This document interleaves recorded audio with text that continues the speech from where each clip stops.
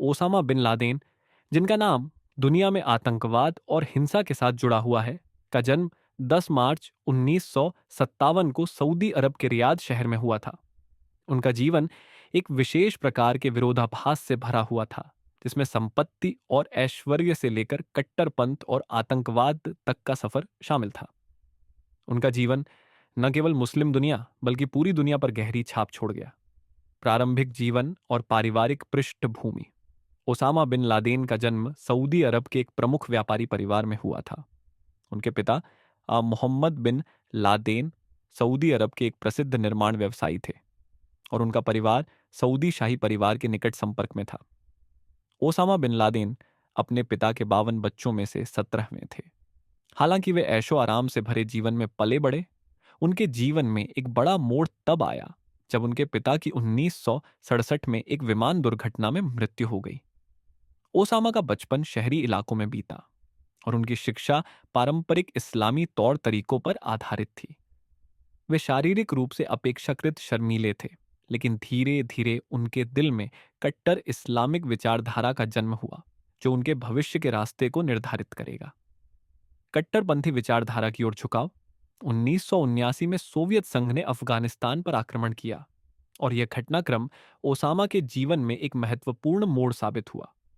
Osama, जो पहले ही इस्लामी उग्रवाद से प्रभावित थे, ने इसे इस्लाम के खिलाफ एक बड़ा आक्रमण माना।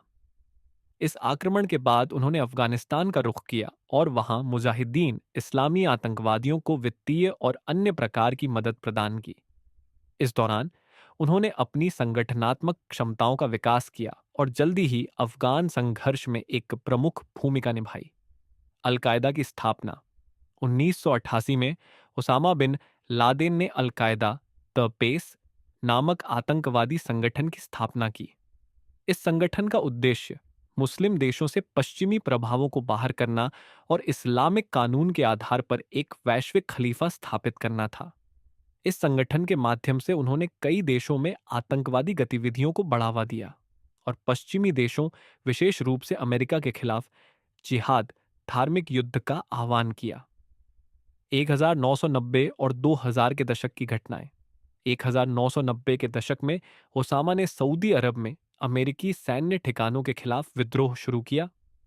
उन्हें यह आपत्ति थी कि अमेरिकी सैनिक इस्लाम के पवित्र धरती पर तैनात हैं, खासकर मक्का और मदीना के पास।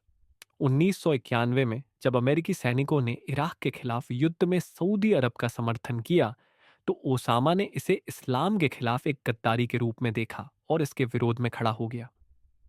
1998 में ओसामा बिन लादेन और अल-कायदा ने तंजानिया और केन्या में अमेरिकी दूतावासों पर बम हमले किए, जिसमें सैकड़ों लोग मारे गए। 2000 में उन्होंने यूएस नेवी के जहाज यूएसएस कोल पर एक आत्मघाती हमला किया, जिसमें 17 अमेरिकी नाविकों की मौत हो गई। 9 सितंबर के हमले और उनका वैश्विक प्रभाव। ओसामा बिन लादेन का सबसे कुख्यात कार्य 11 सितंबर 2001 को हुआ, जब उन्होंने और उनके संगठन ने अमेरिका के न्यूयॉर्क शहर में वर्ल्ड ट्रेड सेंटर की 2 इमारतों को हाईजैक किए गए विमानों से टकरा दिया। इसके अलावा एक और विमान पेंटागन में गिराया गया और एक चौथे विमान को यात्रियों ने अपहरणकर्ताओं से लड़कर गिरा दिया। इस हमले में लगभग 3000 लोग मारे गए। 9/12 के बाद ओसामा बिन लादेन और अल-कायदा ने वैश्विक आतंकवाद का चेहरा बदल दिया। अल-कायदा की वैश्विक सक्रियता और अमेरिकी प्रतिक्रिया। 9/12 के हमलों के बाद अमेरिका ने वर्ल्ड ऑन टेरर, आतंकवाद के खिलाफ युद्ध की शुरुआत की और अफगानिस्तान पर आक्रमण किया, जहां तालिबान ने ओसामा बिन लादेन को शरण दी थी।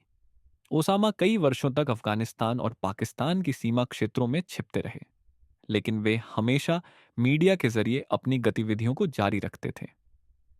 मौत और विरासत। 2 मई 2011 को अमेरिकी नौसेना के सील्स ने पाकिस्तान के अब्बोटाबाद में ओसामा बिन लादेन के ठिकाने पर छापा मारा। इस ऑपरेशन में ओसामा को मार डाला गया। उनकी मृत्यु ने आतंकवाद के खिलाफ अमेरिकी संघर्ष में एक महत्वपूर्ण क्षण उत्पन्न किया, लेकिन उनकी विचारधारा और अल-कायदा जैसे समूहों के कार्य अभी भी वैश्विक सुरक्षा के लिए एक खतरा बने हुए हैं। ओसामा बिन लादेन का जीवन एक ऐसे व्यक्ति की कहानी है जिसने धार्मिक कट्टरता और हिंसा के नाम पर लाखों लोगों की जान ली। उन्होंने जो आतंक फैलाया वह न केवल पश्चिमी दुनिया के लिए बल्कि मुस्लिम देशों के लिए भी एक भयंकर चुनौती बन गया। उनके मरने के बाद भी उनकी विचारधारा और उनके द्वारा स्थापित संगठन आज भी दुनिया में आतंकवाद और हिंसा का कारण बने हुए हैं।